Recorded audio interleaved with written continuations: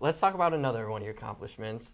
I think it's one of your best accomplishments, your style and your look and just your debonair and swagger. Where did that come from? You know, there's a whole lot of things that go into that. I think the first thing that I can remember is being in high school and noticing how people would respond to me just in a marching band uniform. Mm-hmm. And I was in leadership positions, a section leader or a drum major or something like that. And invariably you end up running around trying to solve something, get a cooler filled with ice or get a first aid kit or something. You got to go somewhere that you need access, special access to. And it was amazing that if you were in uniform, people would open a gate for you or let you through a door, all kinds of things that they kind of wouldn't do normally. So with that idea and, you know, just coming up enjoying sports and always, you know, watching college basketball on TV, the idea of like taking that uniform, and of course I'm going to be a band leader, so there's going to be some kind of uniform in play, and mixing it with what a mascot does and mixing it with what a cheerleader does. And so I'm kind of a drum major, mascot, cheerleader all together, but it's a basketball game, so I don't need to wear like a military uniform. I need like a suit. And I'm not going to wear a suit that's going to, like, I don't want to wear something that's going to bore me. If it's going to bore me, it's for sure going to bore you. So I need to put something on that can reflect the fire that we're trying to develop, something that has the school colors, and then something that just reminds everyone that you should have fun with everything you do and work very hard having fun. So you got to go out and shop for those suits. You got to find them, man. Where do you find them at? They're all around. It's one of the things I always say is, you go to a mall, those suits are everywhere. Your brain may not be in a place where you could see it. You might walk right past it, but since I'm actually looking for it, you just end up finding them. So only one or two of them have I bought online. Every other one I found on a rack at some store. Wow. And so it's locally fun going shopping. Yeah, it's especially a bunch of them at Springfield Mall before it turned over. And then, you know, some in town. I've been on trips. Found one in Beijing. Oh, wow. Found one in Richmond. A couple of them in Richmond, actually. No, like more like 5 of them in Richmond. Cleveland. Just different places I've been, and you just kind of never know when it's going to be, but it's just there in front of you, and so you got to jump on it, you know. You kind of are second mascot because, I mean, there's Doc Nick's merch. You have bobbleheads and you have little plushes. Like, we have 2 mascots here at George Mason. It's amazing.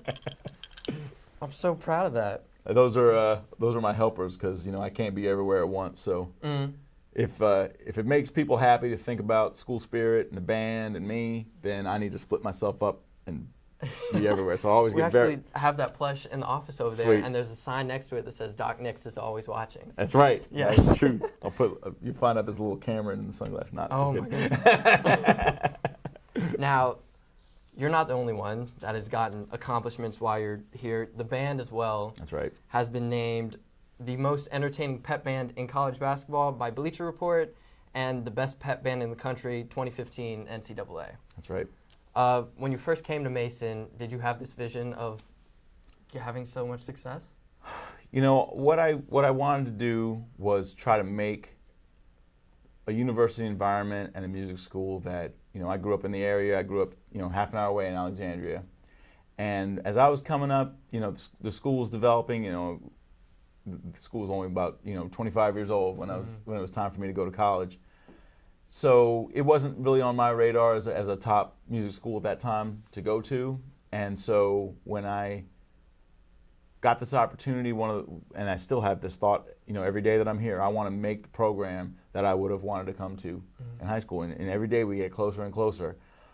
So the pep band, getting a chance to go in there with our creativity, there was nothing like on a national scale that was going on. You know, the students were doing a great job handling it on their own, but to bring a professional approach to it, put some more resources towards it, and there not being a whole lot of precedent, so we could do kind of what we wanted. And as I look around the country, a lot of schools are very much, you know, in systems that kind of keep them the same as they've been for decades, which in many respects are beautiful traditions. Yeah. But we got to make one that's going to best reflect us. And so it's not only me being a Mason faculty member, but it's me as someone who grew up in the D.C. area, someone who grew up in Northern Virginia, and trying to think about what can we make that's for us. And so some of it I just was able to pull from what was already happening. They were already playing Stevie Wonder and Bon Jovi and Outkast, and I took that and just kind of kept that going. So it's like, okay, so everyone here, we're not going to segregate ourselves based on what music style it is.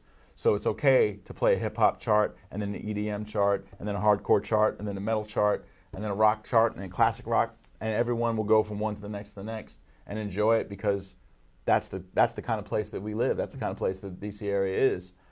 All those things are welcome, and then you look around at all the faces and all the people that the music represents. They are all welcome as well. And then we try to put the best pedagogy in place that we can to make sure that we're doing the music justice. So, is there going to be? Could I see an NCAA calling us the top #1 group? Could I see a Bleacher Report calling us out? It's like, well, I didn't know what the result was going to be, but what I knew for sure was we were going to do it the way we wanted to do it.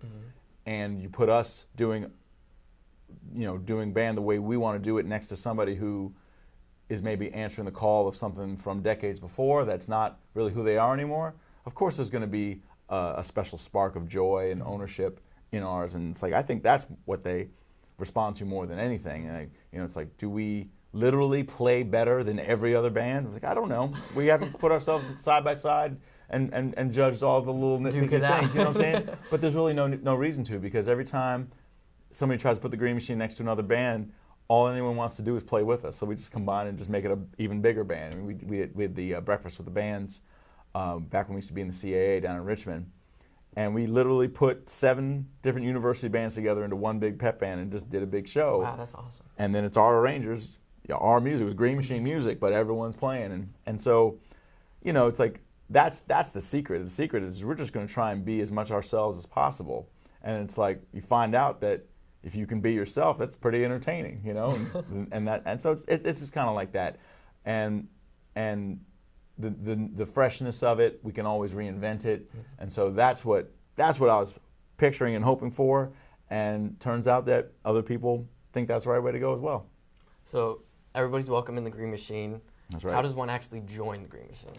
If you're a Mason student, especially an enrolled Mason student, at the beginning of each semester, you just sign up for the class, and I'll see you on Tuesday nights. If you're in the middle of a semester and thought you wanted to join and you didn't, and then all of a sudden you're in the middle of the semester and you're like, oh, I could have done it, then just come find us and show up. We'll figure out how to fit you in some kind of way. Right now we're about 220 strong, and wow. And it's going to be a little bit of a challenge figuring out where everyone stands, but we'll work it out some kind of way. As like I said, we always adapt to the next thing, and right now the next thing is, what are we going to do with all these people? It's like, well, we're going to create a great experience with a whole lot of folks. That's what we're going to do. What is the class? It's Music 280. Music 280. Green Machine. Green Machine. That's amazing. So, after all of that, you have so much good feedback there. What's next for Doc Nix and the Green Machine? Well, immediately, next Thursday, we're going to play at National Stadium. That's awesome. And you can, I think that game's late afternoon or something. I think we're going to be out there 3 or 4 o'clock playing at the center field gate.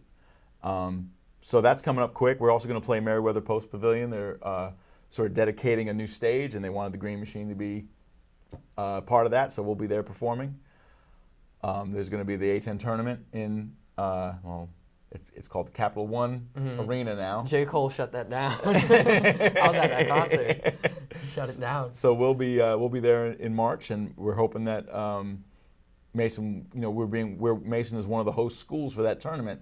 So looking forward to as many people coming out, students sticking around and coming check that tournament out, and I'm anticipating that the season's going to be a strong, exciting one. So the students will want to be there. They're going to want to miss that. We got 5 nationally televised games just coming up, and then of course our tournament games will be as well. So it's going to be some really special basketball happening, and then the Green Machine will be there to boost that spirit and help everyone know how to chant, and know how to sing, and know how to stomp their feet and all that. That's what we're there for. Awesome. You can catch Doc Nix and the Green Machine at every home basketball game and at all the events he just said. You want to stick around and play a game? Absolutely. Let's do it. Awesome. For more information, you can go to greenmachine.gmu.edu. Doc Nix is going to stick around. Don't go anywhere. We're going to play a game after this.